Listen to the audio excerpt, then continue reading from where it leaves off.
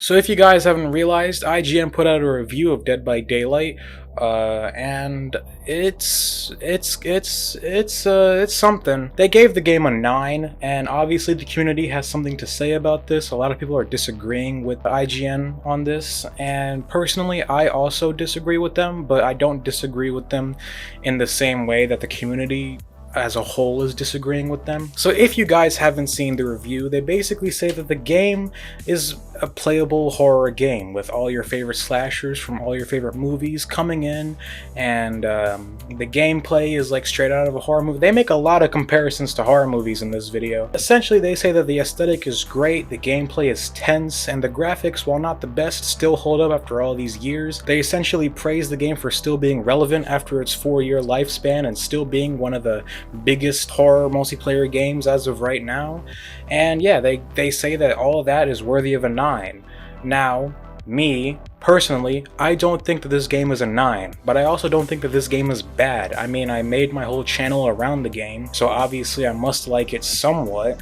I would give the game around a 7, 7.5, mainly because I've seen where the game started and I've also seen where it landed as of recently, and I definitely don't think that the game is as good right now as it was before, but I certainly can understand why they would think of giving it a 9, but actually going through with it and giving him just a straight up 9, I don't agree with it at all. And the community seems to be on my side with this one, because if we go over to IGN's Twitter on their post about the game, they finally reviewed it.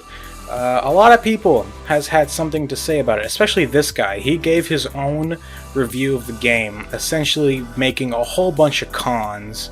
So we're going to go ahead and we're going to read his review and compare it to the IGN review. Pros: incredibly fun gameplay that only gets boring after hundreds of hours. Two sides: killer, survivor, plenty of variety and characters. And this is where the cons come in.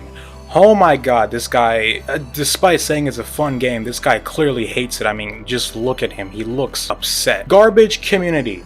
I don't think that the Dead by Daylight community is garbage. If anything, I'd say without the community, the game wouldn't nearly be as fun as it is right now. You of course got the silent people who just play the game and don't interact with the community that much. You got the community content creators, you got the community people who put up ideas, you got the people in the forums, you got Twitch streamers, you got a whole bunch of people in this community. This guy obviously takes the one survivor who teabagged him at the exit gate and decides that he's gonna be the main face of the community. The community is not garbage. If you really want to talk about the community in a negative way, single out the whole community from the people who only play the game to make people hate their lives. I would not say the community is garbage. The game will always be early access. That just doesn't make any sense. Performance is terrible. I mean, unless you're playing it on a Nokia or maybe even a TI-84 graphic calculator, I don't know how your performance can be terrible. I mean, there's settings on PC, and I assume you play on PC. I mean, just kind of look at you right now. There's options to turn down the graphics to make it run better. Some of the developers are arrogant and treat the community like children. I can't really say anything about this because I don't know a whole lot about the development team. Matthew seems like a very funny man. So I mean, I like the development team from what I've seen. I don't really know which developer he's talking about right now. Marketing and skin makers are better than the gameplay coders. In dummy terms, costume cool, gameplay bad. Pay to win. Half the perks you'll need to be competitive are locked behind paywalls. He's essentially saying all the good perks are in licensed characters. Like, you won't be able to use DS unless you buy the character, unless you want to wait for it to appear on the shrine. And I guess you can say that. You'll get frustrated eventually. I mean, that's the case with every game that I've played. I get mad at every game I play. I even got mad at Pac-Man. The developers make changes that make the game objectively worse. They push it out to the PTB, everyone hates it, and they push it out anyways. That is a statement that I can get behind. I mean, a lot of PTB changes people don't like, but they put it in the game anyway. Like the UI, the survivor animations, some changes to characters. That is certainly a valid argument, and I can't agree with that. They only cared about colorblind modes when a large personality with thousands of followers get involved. Apparently I missed something, because I don't personally remember anything about a large personality with thousands of followers getting on DBD's back about the colorblind options. Something must have happened that I wasn't paying attention to, so I'll just say okay. The progression system is far too grindy. You'll sigh every time a new chapter or battle pass is released because it just means more grinding. I mean, yeah, the grind is definitely a slog. Did I use that correctly? I mean, but they are trying to make changes to make it better, but I can agree, the grind is a very long, painful one. Balance is often broken due to how often the chapters and perks are released. I think there is a decent gap between chapter releases, and I don't really remember any perks outright being overpowered or broken other than Undying when they first released. So again, that is another thing that I'm gonna have to disagree with. Bugs. Every update without fail, many of them are game breaking. Oh, and finally, if you ever complain or criticize, the behavior fanboys are some of the worst, most deluded I have ever interacted with.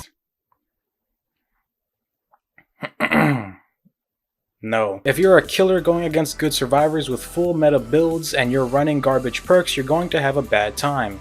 Unless you don't care about winning. But let's be real here, who plays these games and doesn't want to win? Now you just go on full crybaby, dude. You're gonna complain that a main reason the game sucks is because people have good stuff and you have bad stuff.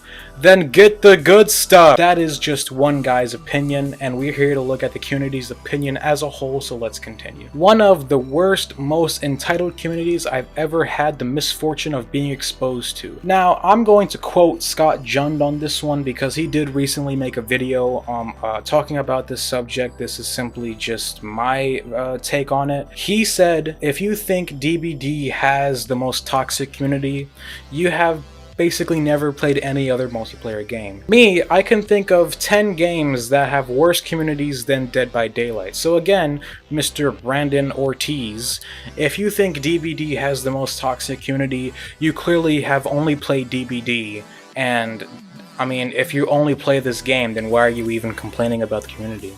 I mean, look at Overwatch, look at League of Legends, look at Call of Duty, look at Rainbow Six. I mean, those games, I get anxiety just joining voice chat. DBD doesn't have voice chat, so I don't get anxiety playing. Survivor queues are longer at night compared to earlier in the day. Killer is best played at night for maximum spookiness, better queues. I agree with this one. I think that killer queues are better at night, not only because the queue times are faster, but also you get worse survivors. Game is toxic AF.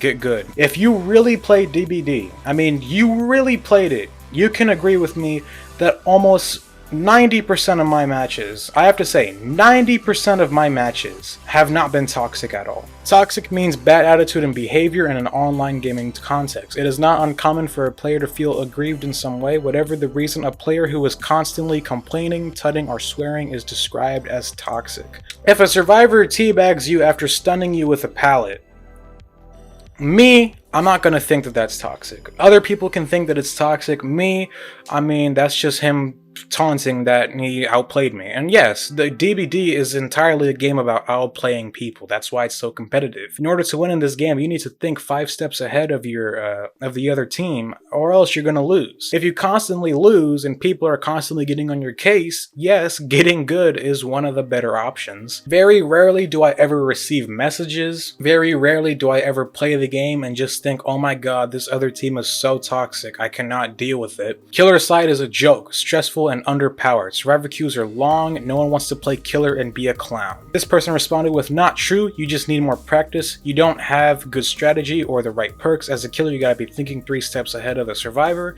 Yeah, some games you're gonna get gen rush, but you're not supposed to win every match. This is another case that I can agree with. You're not supposed to win every match. If you go into a game that's highly competitive like DBD or really any other game on the market, and you expect to win every game, you're obviously gonna have a bad time. You don't understand the game, you need better perks. I mean, the other guy complained that, oh god, no, you go into a game and one side has good perks, the other side has bad perks. You're like, yeah, you're gonna lose. This game is all about mind games, outplaying, yada yada yada. I played DBD for a while, and for anyone looking to get into it, I tell you now, the community is in all seriousness the worst I have ever been in, and the most toxic as well. Only play if you have the wheel of steel and don't get easily angered. I'll never understand why this game is so popular. It's toxic AF, and all you do is watch loading bars. Get a better PC. I'll review it for you quickly. It has the most toxic community out there. Most people say they enjoy it but moan 24/7 about everything wrong in the game. The concept is super cool but it's ruined by its own player base. It's really competitive in a non-ranking scenario. What game has the most toxic community? Minecraft, the Halo series, Fortnite, Call of Duty, League of Legends. Notice how on these lists DBD does not show up once. Fortnite, CSGO, Overwatch, Hearthstone, Minecraft. Even Minecraft has a more toxic community than DBD. So again, notice how these guys aren't giving a reason as to why the community is toxic. To wrap things up, I will agree that this review is kind of out of left field. I mean, if you really take into consideration what's going on, I mean, the game just had a negative PTB. People are realizing that the game isn't in the best state right now. So IGN pushes out this very random review and gives it a almost perfect rating. I mean, you gotta think this is all kind of just good press for DBD. I mean, they get a good review and then they're gonna release a new chapter and people are gonna be like, whoa, this game has a good review, new chapter, new content updates, this game is amazing. So I do think that this review is kind of fishy. Maybe someone over at Behavior has a little explaining to do, but I can't really get mad at it. It's just how things are done now. And I'm still excited either way for the new chapter. So yeah, I know this video was kind of random, but hey, I gotta do something. I'm really bored.